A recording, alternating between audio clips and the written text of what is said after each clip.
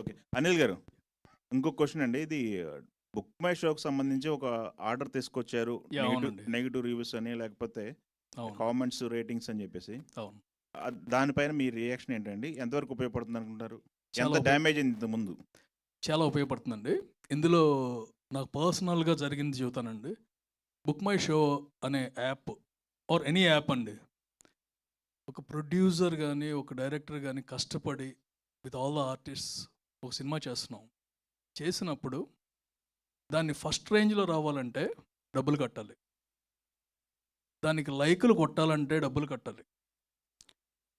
వాళ్ళకి కావాల్సినట్టు they are just మిస్‌యుటిలైజింగ్ మన వీక్‌నెస్‌లని and promoting other things. అంటే ఎలా తయారైందంటే ఒక సినిమాని రేటింగ్ పైకి తీసుకెళ్లాలంటే ఇంత ప్యాకేజ్. ఓకే. ఇలాంటివన్నీ ఉన్నాయండి. అంటే అంటే వాటన్నిటిని ఎంకరేజ్ చేసింది ప్రొడ్యూసర్సే కదా. వస్తున్నానండి. ఎంకరేజ్ చేసింది ప్రొడ్యూసర్ అనే మనకు అందుబాటులో ఉందనుకోండి, మన బిజినెస్ బాగుపడాలంటే ఏమేం చేయొచ్చు అన్నీ చేస్తారండి. వాళ్ళు చెబుతున్నారు, ఏమంటే మీ రేటింగ్ 9 కావాలంటే మాకు ఎంత కట్టాలని. నేనేం చేస్తాను, 10 కావాలి నాకు అంట, ఇంకెక్కువ కడతానంట. పోటీ కాదండి, ఎక్కడైనా సరే. ఇది ప్రొడ్యూసర్స్ ఇదనే కాదండి, పోటీ. మనకున్న పోటీ కానీ దాన్ని క్యాష్ చేసుకుంటున్నారు.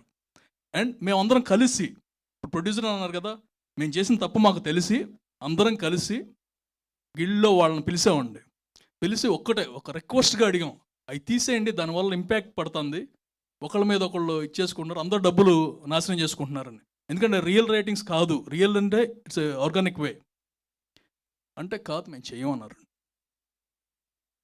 దాని రియాక్షనే అంతవరకు లేని ఆలోచన మాకు కలిగింది.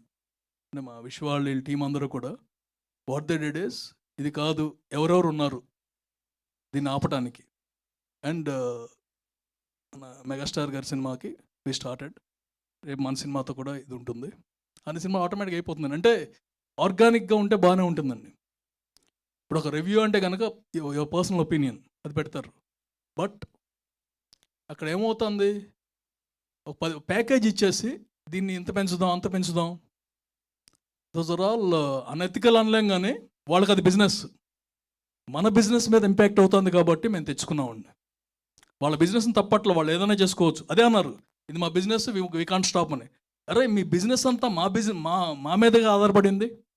When your business is hurting my business, I want to protect my self and the court order is that only. Okay అండి. ఫేక్ ఇది మంచి పరిణామమే.